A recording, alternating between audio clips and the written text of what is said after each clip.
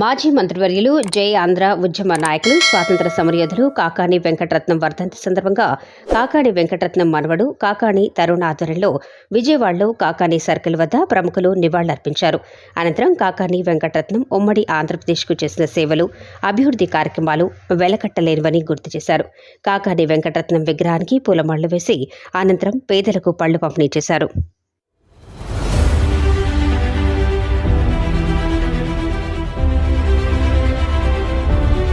ఈరోజు స్వర్గీయ కాకాని వెంకటరత్నం గారి 52వ వర్ధంతి సందర్భంగా ఆయన అభిమానులు రాష్ట్రం అంతా కూడా ఆయన వర్ధంతిని ఇవాళ స్మరించుకుంటున్నారు. విజయవాడలో మన యలమంచిల రవి గారు ఎప్పటి నుంచో కూడా కాకాని గారి స్మృతుల గురించి ఆయన పోరాటం చేశారు.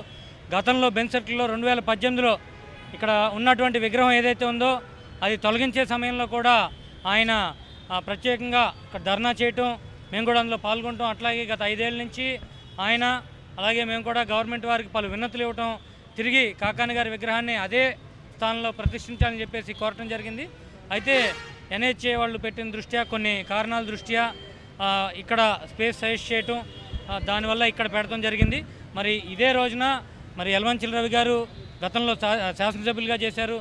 వారి తండ్రి గారు యలమంచిల నాగేశ్వరరావు గారు కూడా శాసనసభ్యులుగా చేసి అందరూ కూడా కాకాని గారితో గొప్ప అనుభూతి చెందిన వాళ్ళందరూ కూడా ఒక జర్నీ ట్రావెల్ చేశారు. సో ఇవాళ ఆ తరం ఎవరైతే ఉన్నారో వడ్డే శోభనాగేశ్వరరావు గారు కానివ్వండి, మాజీ మంత్రివర్యులు, అలాగే శ్రీ వసంత నాగేశ్వరరావు గారు, అలాగే మరి పెద్దలు Delhi centre for media studies నుంచి భాస్కర్రావు గారు కానివ్వండి, అలాగే పెద్దలు రత్నబోస్ గారు కానివ్వండి, ఆ పెద్ద తరం ఆనాటి తరం వారందరినీ కూడా చేకూర్చి ఇవాళ తిరిగి కాకాని గారి పేరు నిలబెట్టినటువంటి అన్నయ్య శ్రీ యలమంచిలి రవి గారికి నా హృదయపూర్వక ధన్యవాదాలు తెలుపుతున్నాను. ఆయన కృషి వల్ల ఈరోజు ఈ కార్యక్రమం ఇంత ఘనంగా చేయడం చాలా అభినందనీయం. ఒక్కటే చెప్పదలుచుకున్నాం, కాకాని గారికి రాష్ట్రం అంతా కూడా అభిమానులు ఉన్నారు. ఆయన అభిమానులు ఆయన ఆశయాలను ముందుకు తీసుకెళ్లేటట్టు ప్రవర్తిస్తారని చెప్పేసి మేము అందరం కూడా ఆశిస్తున్నాం. ఈరోజు కాకాని వెంకటరత్నం గారి 52వ వర్ధంతి సందర్భంగా శోభనాద్రీశ్వరరావు గారు, రత్నబోస్ గారు, నాగులుపల్లి భాస్కర్రావు గారు వీరంతా కాకాని వెంకటరత్నం గారి శిష్య బృందం. శోభనాద్రీశ్వరరావు అయితే ఓ రకంగా చెప్పాలంటే కాకాని వెంకటరత్నం గారి పైన పోటీ చేశారు. 72లో పోటీ చేసి ఓడిపోవడం జరిగింది.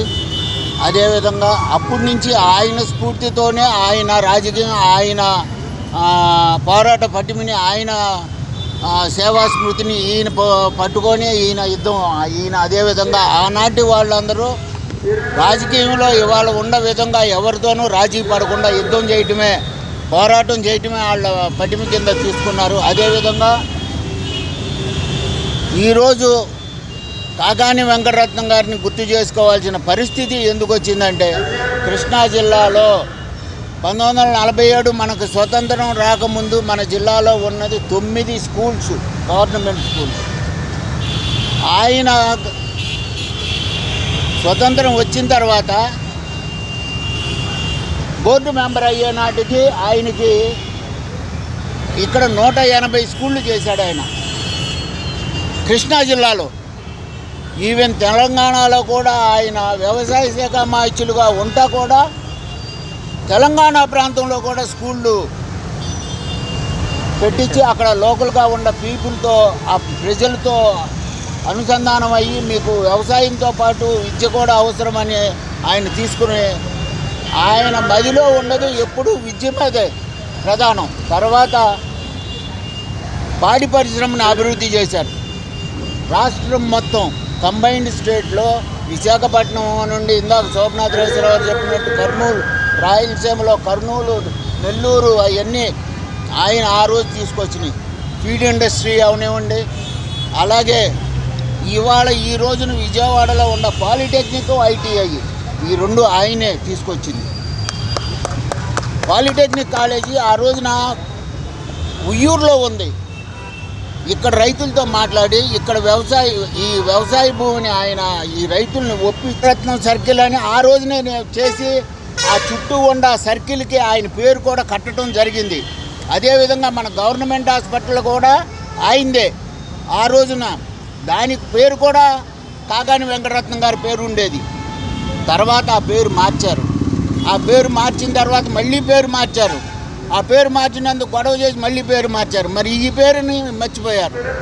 మరి దాన్ని ఎంతవరకు గుర్తుంచుకోవాలో మరి నాయకులకు కూడా అందరికీ గుర్తుండాలి అది. సార్ గతంలో కూడా విగ్రహావిష్కరణలో పెద్ద వివాదం వాతావరణాన్ని చోటు చేసుకున్నామంటే సిద్ధమని విగ్రహావిష్కరణ సమయం విగ్రహావిష్కరణకి ఇక్కడ జరిగిందా పొరపాటు? అది లేదు. విగ్రహావిష్కరణ రోజున ఇక్కడ ఎటువంటి గొడవ జరగలేదు, ఏమీ జరగలేదు. అది మీరు కావాలంటే ఒకసారి మీ ఫైల్స్ వెనక తిప్పి చూసుకోండి. ఏమైనా జరిగిందా? ఎటువంటిది జరగలేదు. అది అర్థమైందా? జరగలేదు.